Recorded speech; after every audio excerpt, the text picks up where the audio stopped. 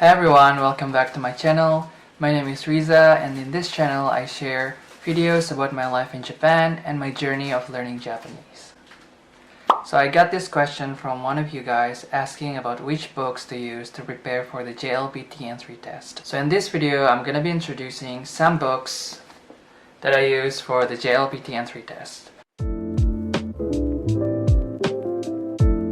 So the first book I want to talk about is this Kanji book from the Nihongo Samatome N3 series.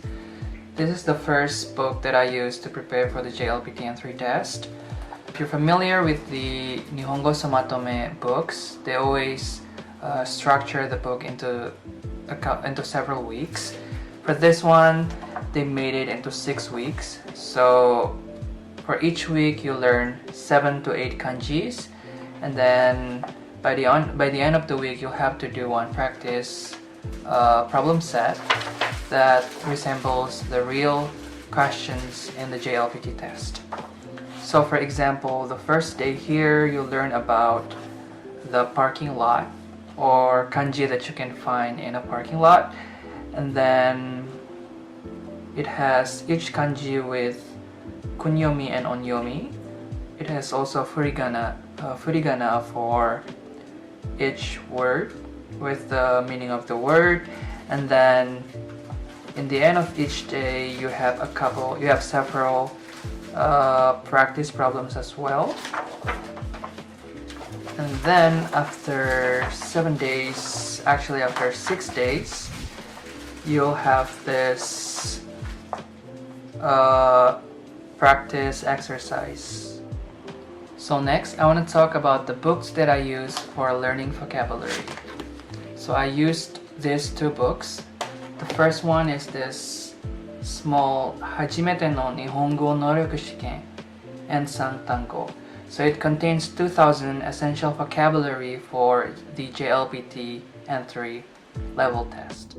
So for these books here, you can get the audio file and this akashito. And then for each of the section, for example, this one is called Lovers. The theme is Lovers. It has the translation not only in English but also in Vietnamese.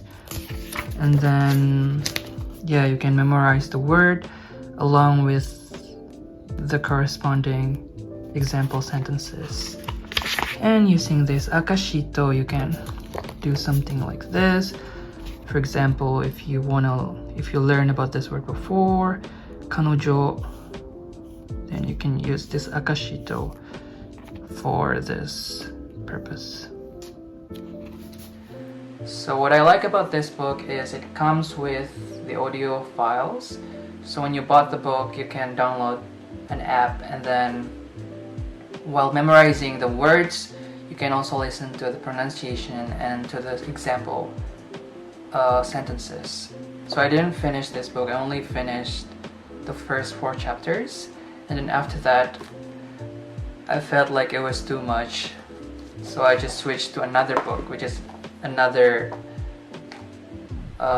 textbook from the Nihongo Samatome series. So this one is Nihongo Samatome N3 for kotoba, for vocabulary. So I prefer this book over the smaller one because the smaller one was too much, but this one, it's like the kanji book.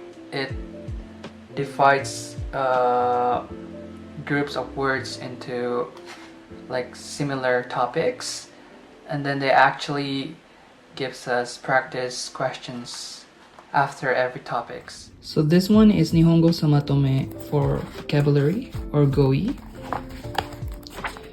And I really like this because, for example, here they talk about kitchen, right? Kitchen to living room. So kitchen and living room. And then they have like pictures to show like, which part we're talking about here. Because sometimes if we don't have pictures, it's really hard to tell, especially if we're talking about a room, for example. It's really hard to tell what the book is talking about or what the word really means. But here they have many pictures, so it's easier to learn.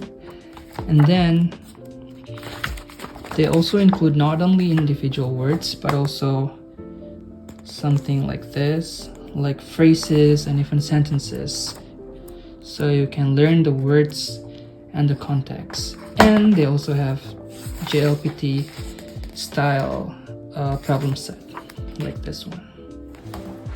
Okay, so the next book I want to introduce is books for grammar. So the first book I used for learning grammar was Nihongo Try series. So that book was not only for grammar, actually it was for grammar and reading and also vocabulary. So I found it really useful to learn Japanese through that, using that book. I would recommend it to those who are thinking of buying the first book for JLPT N3. I think the Try series is the best. You can start from there and then maybe going to other books like Nihongo Somatome, N3 Kanji or vocabulary. And after using Try series book, I bought this Shinkansen Master Bunpo. This is grammar book for N3. So because I have learned N3 grammars from the Try series book, so I kind of I knew most of it. I knew most of the grammar points for N3, and then when I used this book, this one actually goes deeper into each grammar point. So this is the grammar book from Shinkansen Master series, and this one they really go deep into each grammar point. For example, this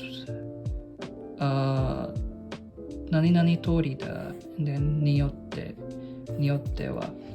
So they explain each point by giving example sentences, and then after that there is like multiple choice questions that again resembles the format in the JLPT test.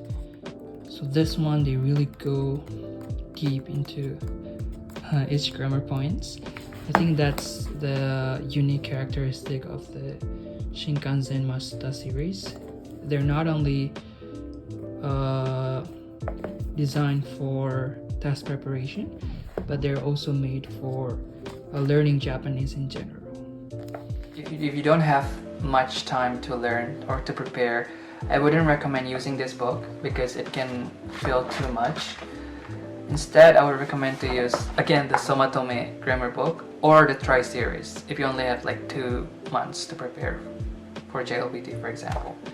So I bought the JLPT Somatome series for grammar, but I only used it to review the grammar points that I've learned using the Try series and this what is it? Shinkansen. I think it said Shinkansen, but it's Shinkansen Master Bunpo. Now that I think about it, I think I've focused too much on grammars by reading 3 different books, and I don't think that's necessary.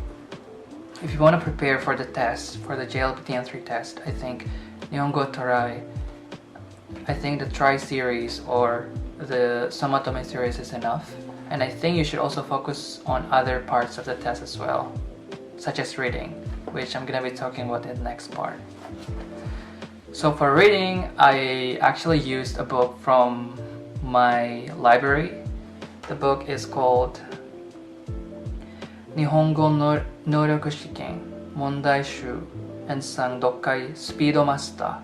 So it's the book series is called Speed Master. It's like a collection of problem set in one book.